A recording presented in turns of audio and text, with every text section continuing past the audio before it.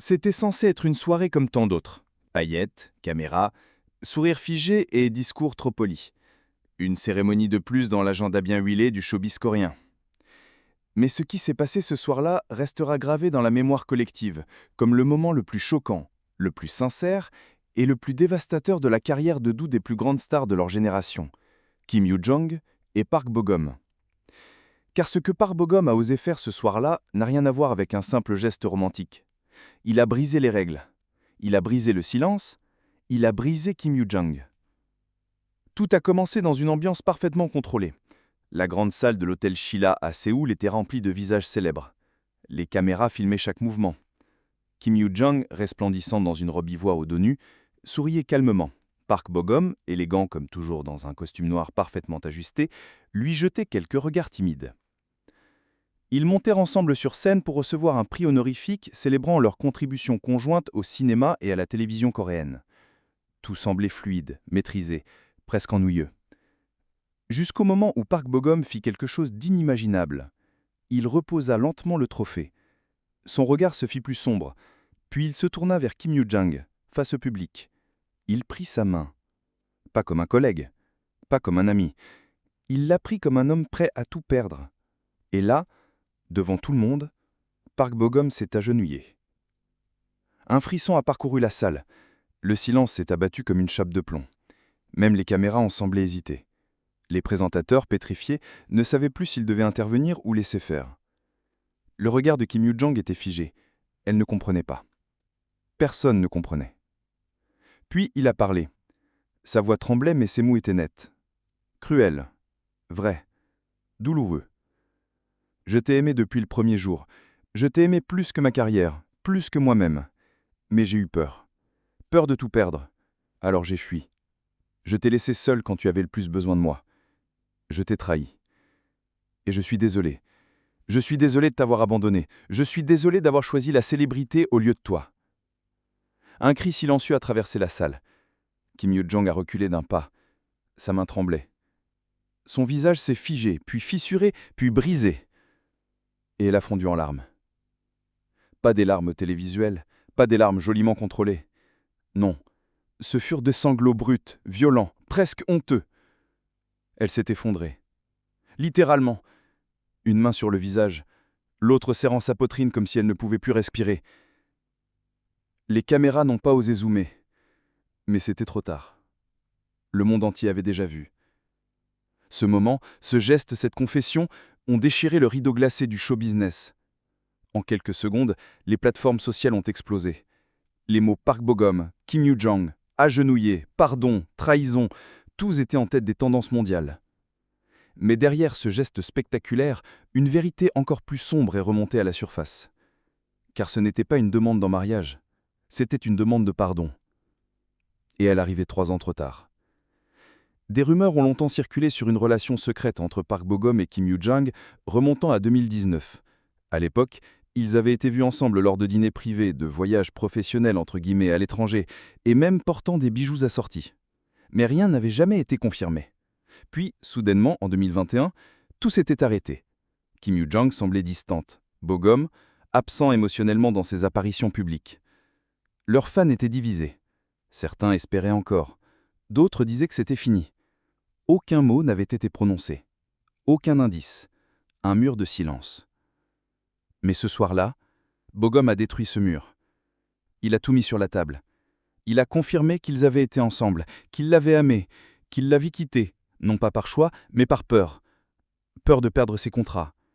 Peur de voir son image parfaite écornée. Peur de déplaire aux agences, aux marques, au public. Et alors qu'elle s'accrochait à leur histoire, lui a tourné le dos. Il a fui. Et elle est restée seule. Et maintenant, il veut son pardon. Mais peut-on pardonner 3 ans de silence? 3 ans de douleur ravalée, d'humiliation subie en silence, de solitude maquillée par des sourires forcés? Peut-on pardonner un abandon public, suivi d'un retour aussi public, mais uniquement quand lui est prêt, quand lui choisit de parler, quand lui veut se libérer de sa propre culpabilité? Pendant 3 jours, la Corée a retenu son souffle. 3 jours sans un mot. Kim Yoo-jong s'est volatilisé. Ni apparition publique, ni déclaration d'agence, ni poste sur les réseaux. Rien. Un vide glacial qui en disait long. Plus long que n'importe quel article. Plus fort que n'importe quelle rumeur. Les tabloïds tournaient en boucle. Des photos floues, des suppositions délirantes. Elle serait internée dans une clinique privée, affirmait un média japonais. Elle aurait fui le pays, prétendait un blog chinois. Le hashtag Where if Kim Yo-gyung faisait rage. Même les personnalités publiques commençaient à prendre la parole, réclamant qu'on la laisse tranquille. Puis, sans prévenir, elle est réapparue. Ce n'était ni une conférence de presse, ni une sortie sur tapis rouge. C'était une simple vidéo, publiée à minuit, sans description, ni filtre, ni musique, ni logo d'agence. Juste elle, face caméra, assise sur un canapé beige, vêtue d'un pull large, les cheveux attachés à la va-vite. Pas de maquillage, pas de stylisation, rien à cacher, rien à embellir.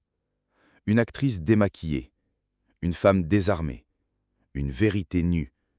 Elle a mis quelques secondes à parler. Le silence était presque plus violent que ses futurs mots. Et puis, la voix que la Corée entière attendait a enfin tremblé. Je ne sais pas vraiment comment commencer, ni même si je dois le faire. Mais je sais une chose. Je ne peux plus me taire. Un souffle, une larme, mais elle ne l'essuie pas. Vous m'avez vu pleurer. Vous m'avez vu m'effondrer, et j'aurais préféré que cela reste privé. Mais la vie a décidé autrement. Alors, parlons vrai. Elle regarde la caméra. Son regard est droit, mais ses mains sont crispées. Oui, j'ai aimé Park Bo-gum. Vraiment. Profondément. Et oui, il m'a quitté, froidement, silencieusement. J'ai souffert plus que je ne peux le décrire. Pas seulement parce qu'il est parti, mais parce qu'il est parti sans un mot. Parce qu'il m'a effacé, comme on efface une tâche gênante sur un contrat. Et ensuite j'ai dû continuer, sourire, tourner, vendre, faire semblant. Un frisson. Et puis, il est revenu. Son regard vacille, sa voix se brise presque. Il est revenu, en public. Il s'est agenouillé, il a parlé, il a pleuré. Et je l'ai haï. Je l'ai haï pour ça. Parce qu'il m'a obligé à revivre cette douleur devant vous tous. Parce qu'il a décidé, encore une fois, du moment où on parlerait de nous. Mais là, un silence. Long, profond, presque étouffant. Puis elle reprend. Lentement. Mais il y a eu quelque chose. Dans sa voix, dans ses yeux que je n'avais pas vus depuis longtemps. Il n'était pas un acteur. Il n'était pas une star. Il était un homme brisé. Et pour la première fois, je l'ai cru. Son ton change. Elle se redresse légèrement.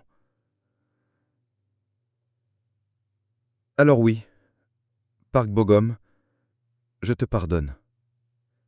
Un choc. Je te pardonne. Non pas parce que ce que tu as fait est excusable. Non pas parce que tout va redevenir comme avant. Mais parce que je refuse que ta peur continue à dicter ma vie. Parce que moi, je n'ai jamais fui. Moi, je n'ai jamais cessé d'aimer honnêtement. Ses yeux deviennent rouges, mais elle tient bon. Je ne sais pas si on se retrouvera. Je ne sais pas si je peux t'aimer encore, mais je sais que je peux te libérer. Et me libérer moi-même, en disant ces mots, en te regardant, même à travers cet écran, et en disant « Je te pardonne ». Puis elle s'arrête, respire, ferme les yeux. Et maintenant, j'ai besoin de temps, de silence, mais pas celui qu'on subit, celui qu'on choisit. La vidéo s'éteint. Pas de fondu, pas de musique, pas de signature. Seulement le vide. Le calme après la tempête. Ce moment n'était pas un rebondissement de plus, c'était une catharsis nationale. La vidéo fut visionnée 17 millions de fois en 24 heures. Les commentaires pleuraient, criaient, remerciaient. Même des célébrités d'ordinaire muettes ont partagé le message, les larmes aux yeux. Et Park Bo-gum ? Silence. Pas un mot. Mais son équipe aurait annulé tous ses contrats à venir.